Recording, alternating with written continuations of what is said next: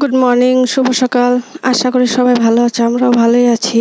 আর আমার মেয়েকে ঘুম থেকে টেনে উঠিয়ে নিয়েছি, কারণ সকাল সকাল স্কুলে যেতে হবে।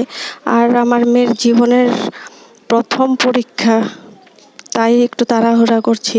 আর এদিকে মেয়েকে স্নান করে রেডি করে দিয়েছি। আর বাবা বললো একটু দই খাইয়ে দাও। তো মেয়েকে দই খাওয়াতে গিয়েছি, মেয়ে খাবে না। বললাম বাবা একটু খেয়ে নে।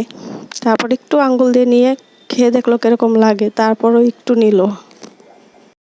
তো এদিকে ঘোরা বৃষ্টিও পড়ছিল, তার জন্য ওকে রেনকোট পরিয়ে নিয়েছি।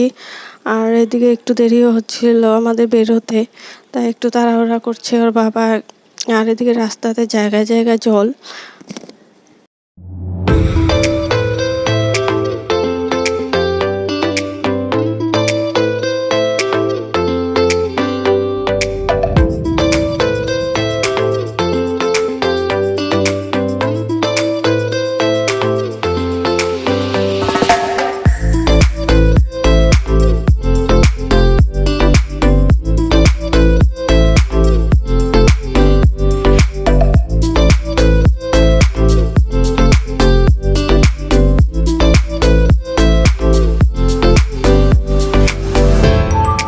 স্কুলে পৌঁছে গেছি, কিন্তু রাস্তায় প্রচণ্ড ভিড়। তাই ওর বাবাকে বললাম যে আমাদের এদিকে ছেড়ে দাও, আমরা হেঁটে চলে যাই, তুমি গাড়িটা ঘুরিয়ে ওইদিকে দাঁড়িয়ে থাকো।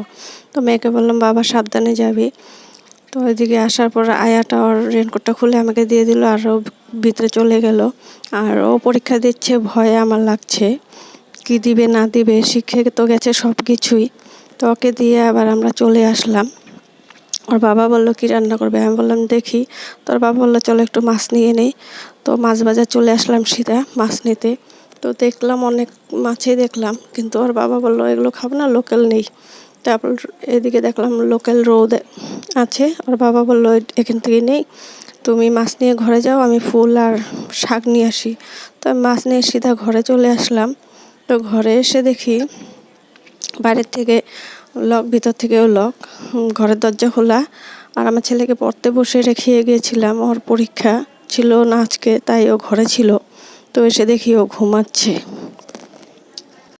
তোর বাবা শাক এনেছিল, শাকের মধ্যে ছিল ঘাস বেশি। আমি বললাম তো তুমি শাক এনেছো, শাকের মধ্যে তো ঘাস বেশি, দেখে আনোনি? বললো যে না, আমি তাড়াহুড়ো করে নিয়ে আসছি, তুমি এবার রান্না করো। তো শাক বেছে আমি এদিকে চলে আসলাম আবার রান্না করে, তাড়াতাড়ি রান্না করে ওর বাবাকে পাঠিয়ে আবার আমারও বেরোতে হবে 10টার মধ্যে, তাই একটু তাড়াতাড়ি করছি।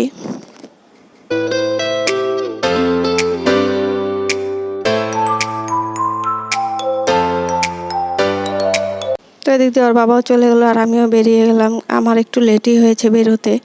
তো এদিকে বৃষ্টিও পড়ছে, আর এদিকে ওর বন্ধুর মা বললো তাড়াতাড়ি আসো, ট্রেকার এসে পড়েছে। তো ট্রেকারে সিধা গেলে কি হয়, স্কুল থেকে নেমে আবার ট্রেকারে ওঠা যায়। তাই আমরা এখান থেকে ট্রেকার সিধা স্কুলের ভিতর মানে গলির ভিতরে নিয়ে চলে যাই, তাহলে আর বাচ্চাদের কষ্ট হয় না। তো ওকে নিয়ে চলে আসলাম। আর মেয়ে বললো মা আমি আমব্রেলাটা ধরবো, আমাকে দাও। আমি বললাম ঠিক আছে ধর। তো মেয়ে কী করছে, আমব্রেলাটা নিয়ে একবার এদিকে করছে, কিন্তু আমাকে দিচ্ছে না। আমি বললাম যে আমিও তো ভিজছি, আমাকে দে। ও দৌড়ে চলে যাচ্ছে, বলে তুমি আসো, এইভাবেই আসো, আমি যাই। তো ঘরে এসে চান টান করে মা মেয়ে পূজা দিতে বসে গেলাম। তো পূজা দিচ্ছি, আর ওকে জিজ্ঞাসা করছিলাম যে মা পরীক্ষা কিরকম দিয়েছি, সব পেরেছিস কেন? বলে কি হ্যাঁ মা আমি সব দিয়েছি। ভগবানই জানে ও এখন কি পরীক্ষা দিয়েছে।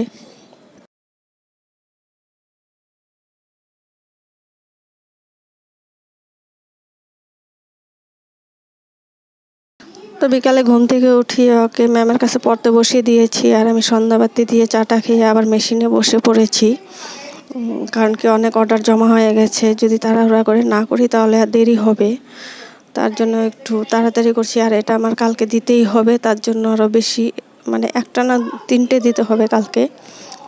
তো আজকে এতটুকুই, আবার দেখা হবে পরের ব্লগে। ভালো লাগলে লাইক করে দিও, সাবস্ক্রাইব করে দিও, কমেন্টে জানিও। Tata, bye bye, good night.